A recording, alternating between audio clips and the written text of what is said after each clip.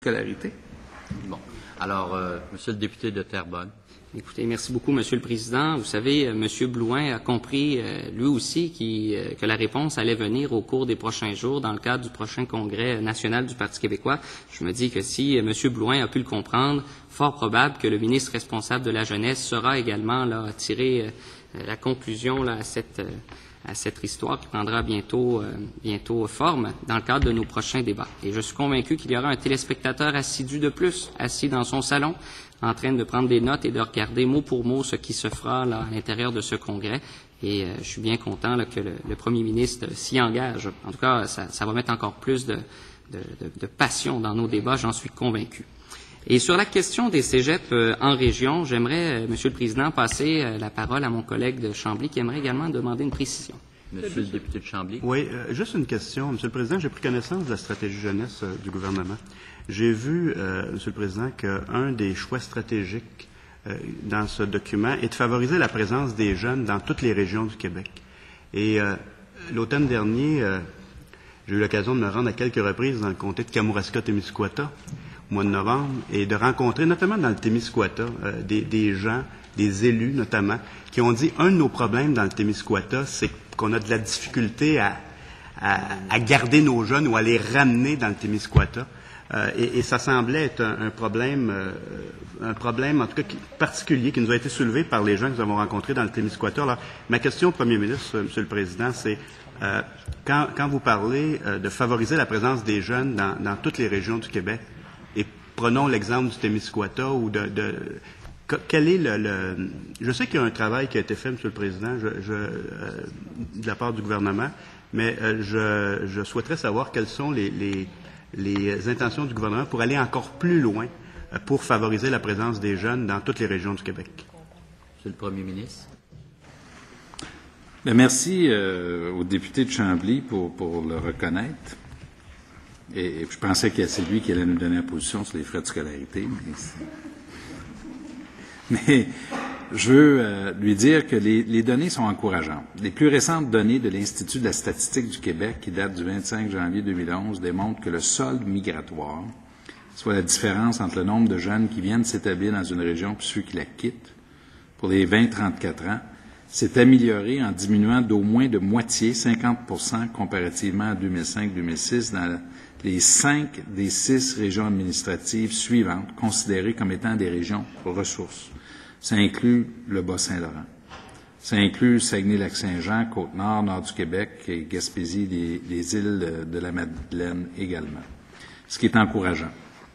Et d'ailleurs, de mémoire, là, j'ai pas les chiffres sous la main, je pense que les derniers chiffres remontent à 2010, c'est peut-être 2009. Pour la première fois depuis très longtemps, les soldes migratoires dans les régions du Québec étaient positifs, incluant pour la Gaspésie. Ça, c'est pour l'ensemble de la population. C'est un enjeu qui est assez débattu depuis 30 ans. Toute la question de comment faisons-nous, que pouvons-nous faire pour que les jeunes qui sont nés en région restent en région.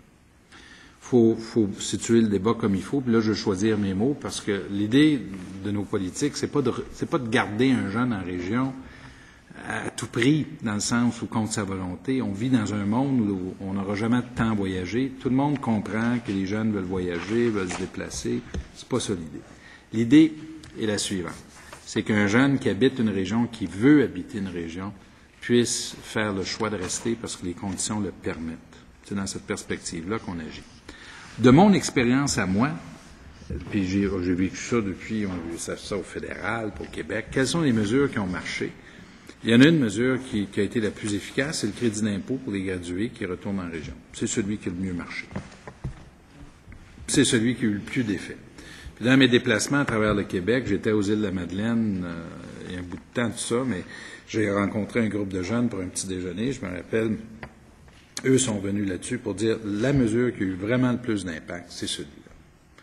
Maintenant, il y a des régions qui ont utilisé ça comme levier, puis je reviens à la Gaspésie, les îles de la Madeleine, qui ont mis sur pied un fonds spécial qui ajoutait au montant d'argent que les jeunes recevaient avec le crédit d'impôt. Bon, j'ai un papier ici qui le dit, là, c'est les régions redeviennent attrayantes. Pour la première fois en 10 ans, la Gaspésie affiche un solde migratoire positif. Et ça date là, du 5 février. Ça, c'est pour l'année 2009-2010. Et je vais vous citer, la situation des régions éloignées évolue généralement de façon encourageante, écrit les statisticiens de l'Institut de la statistique du Québec dans ce rapport sur les migrations interrégionales, tout en précisant que d'autres régions semblent avancer dans la même direction que la Gaspésie. En effet, l'an dernier, le Bas-Saint-Laurent, la Côte-Nord, Saguenay-Lac-Saint-Jean, Abitibi-Témiscamingue et le nord du Québec ont affiché des soldes migratoires négatifs, précise l'Institut, mais ce sont les moins négatifs des 10 dernières années. Drôle de façon de l'écrire, mais en d'autres mots, la situation s'est améliorée. Et je vois une affaire encourageante là-dedans. Mais je veux revenir au sens de mon propos. La somme totale de tous les efforts que j'ai vus des gouvernements combinés dans les 30 dernières années, ça a été quoi? Moi, je pense que c'est le crédit d'impôt qui a eu le plus d'effet. L'autre mesure que j'ai vue, que j'ai beaucoup aimée, s'appelle Place aux jeunes. Place aux jeunes, c'est vous connaissez probablement, mais pour ceux qui nous écoutent, qui ne le connaissent pas, c'est un effort fait par des jeunes pour informer les jeunes qui sont issus d'une région, mais qui étudient à l'extérieur, du potentiel de leur région. Alors moi, je viens de Sherbrooke, de l'Estrie. Alors on va voir ces jeunes-là qui étudient à l'Université de Montréal, on leur dit, écoute, chez toi, il y a toutes les possibilités suivantes. Alors avant de faire un choix, regarde dans ta cour, assure-toi de regarder chez toi, avant de regarder ailleurs si tu es tenté d'entreprendre un projet.